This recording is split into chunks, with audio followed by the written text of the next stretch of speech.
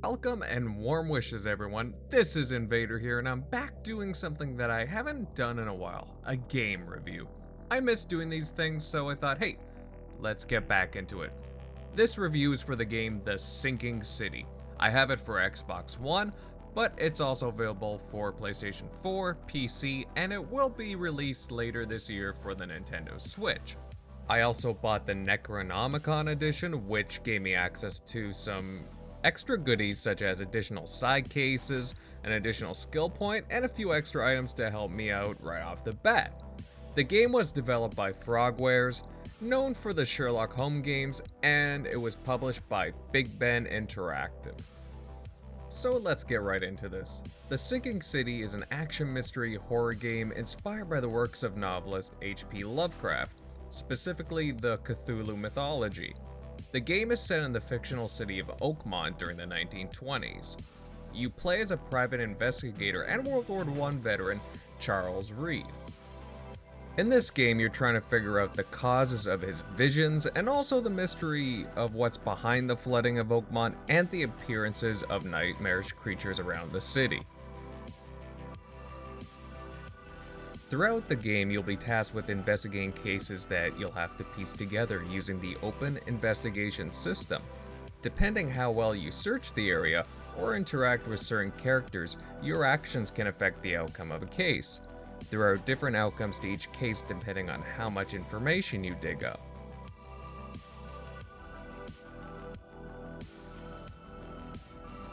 This is not exactly cut and dry. I need some time to think. Perhaps I can offer something to grease your grinds. I still have a few bullets on me.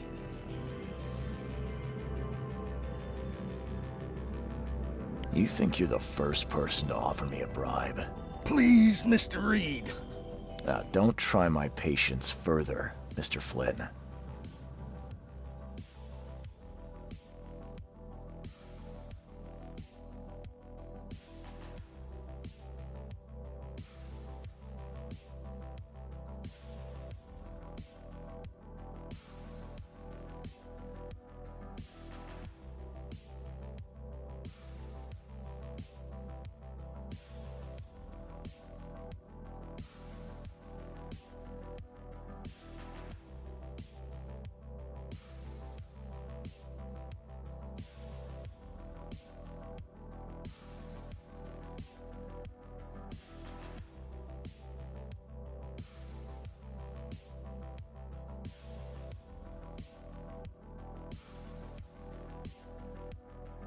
The city of Oakmont is a vast area that's mostly open to explore on any whim.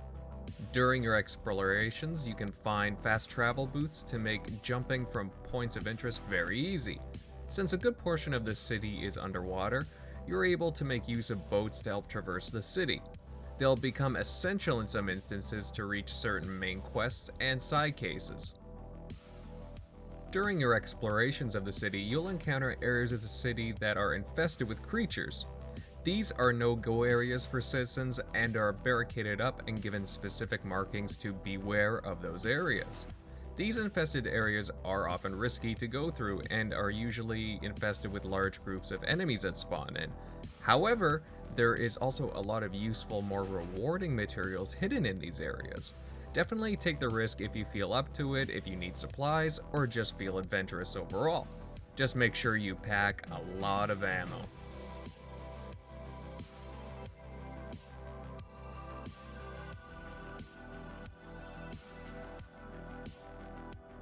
As far as the game looks, this is something that I'm actually torn on, as the game has a lot of good details and buildings and character models.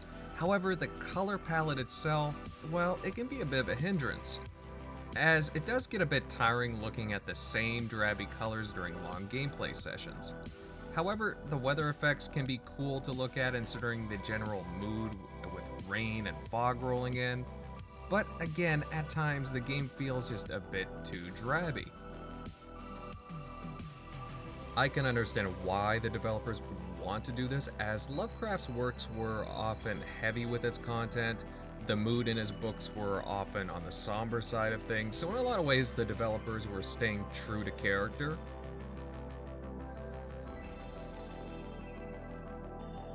Generally, the combat in the game is passable. You'll have access to a small arsenal of weapons such as a pistol, magnum, rifle, a machine gun, and a shotgun. There are secondary weapons which include grenades, firebombs, and even traps, which, believe me, these traps can be pretty handy at times when you're in a pinch.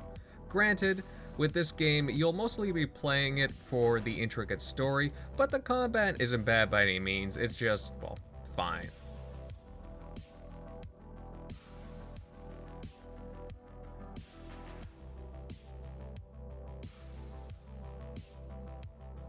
During cases, you'll encounter really creepy and bizarre creatures and enemies. Enemies are generally quick to jump at you and attack, but I wouldn't necessarily call them smart. They are just very aggressive, and rightfully so, considering they look like they're spawned out of a nightmare and look terrifying just to look at.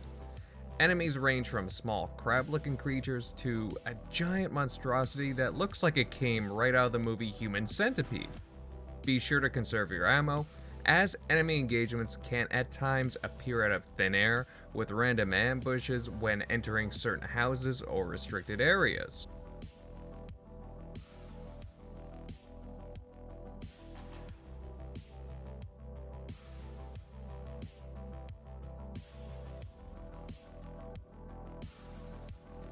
Now, as far as playtime goes, it's actually pretty good. I probably spent a good 30 hours with the game, if not more. Now, keep in mind that I tried to complete all the missions, including all the side cases, and I did a lot of searching throughout the city and just looking around. Judging by the achievements list, though, I may have missed a couple of missions, but otherwise, if you ignore a bunch of side cases, you should still be satisfied with the amount of content present, because I had a good time with my playthrough. One of the themes that was heavily present in the game was racism. At the beginning, from booting up the game, the developers let you know that there will be instances of racism, to show an accurate account of the time period towards certain groups. Throughout the game, there's instances of racism and bigotry present throughout the city. The fish-looking people, the Innsmouthers, are generally looked down upon by the city's elite, believing that they are the cause for all the problems in Oakmont. There's also a general dislike for so-called newcomers, people who have just come to the city. You will see this quite frequently with locals interacting with the main character. Too is a nice guy. You ought to examine your prejudices. Are you calling me a bigot, Reed? Robert, listen. Something needs to change. You holding a grudge against Innsmouthers ain't making anything better for anyone. Those who fan the flames of hatred always end up burnt in the end. They killed my son, for K's sake! I know. But what did you do to prevent it? You made yourself their enemy instead of helping them. What did you expect would happen? You chose to brand them newcomers and leave them to suffer just like you did with me. The only difference is that I'm useful to you. No wonder desperate Innsmouthers would seek refuge from a radical organization like the EOD. They had nowhere else to turn. I shall think about what you've said. To add to this, there's also the presence of the KKK, who you'll see signs of throughout different parts of the game. There's definitely a class system heavily shown here in the game, with certain prominent families having a foothold on the city, showing the overwhelming differences between the city's rich in their manners to the poor living in the shanty towns. Come on, Gord. Don't be shy. Pull a rabbit out of a hat, or maybe a hood would be more appropriate. That's enough out of your kisser, you little weasel.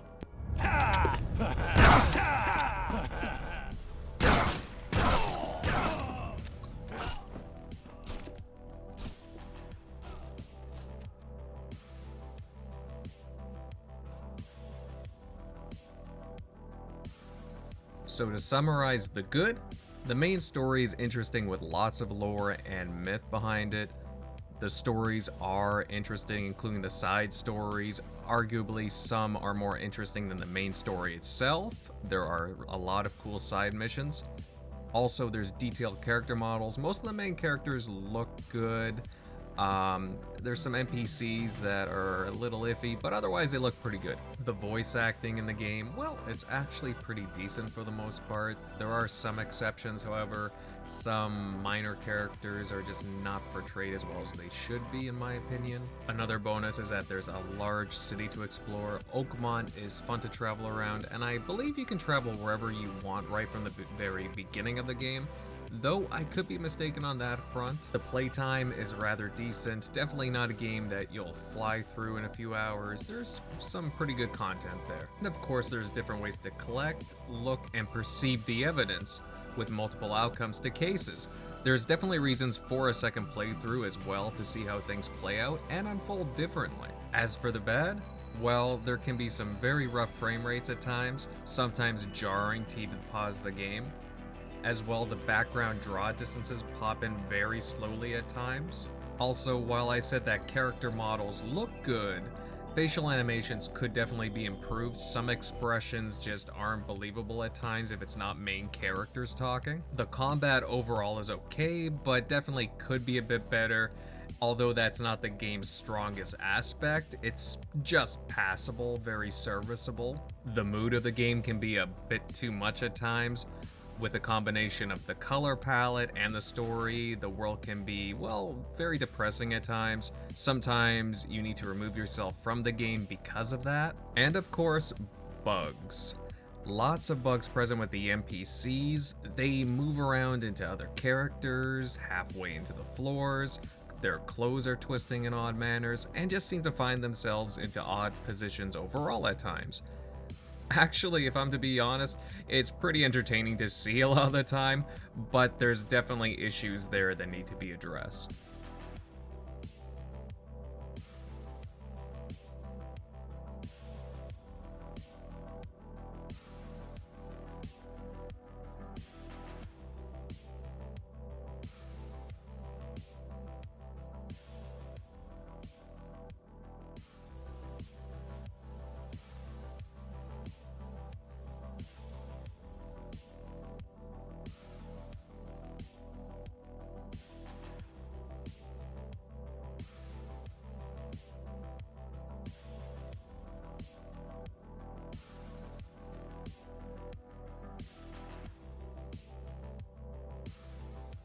Overall, out of a score of 10, I give this game a 6.5. It's a very interesting and unique game that single-player mystery aficionados should find enticing. However, it's plagued by technical issues that really need to be hammered out by the developers with updates and seriously addressed. This game is a mixed bag to say the least. While I did enjoy my time with it, I can see the ways that the game could be seen as divisive. From the slow-paced gameplay, general mood and atmosphere, and overall color palette. Not to mention the amount of lack of polish to the game from bugs and sluggish frame rates. However, I do suggest picking it up if it's on sale and if you're looking for an interesting horror mystery game that doesn't hold your hand. It's got a very compelling story with interesting side quests with mature subject matter. It did manage to keep me interested throughout my playtime with it. As always everyone, thanks for watching this video and checking out my content. If you like this review then please leave a like, consider subscribing, and if you're already subscribed then please make sure you hit the bell for notifications, as YouTube does a pretty bad job of informing people about my videos. Yeah, gotta love the algorithms work these days. Also, please let me know if you are interested in picking up this game, The Sinking City, or if you already own it, definitely let me know what you think of it down below. Invader, out.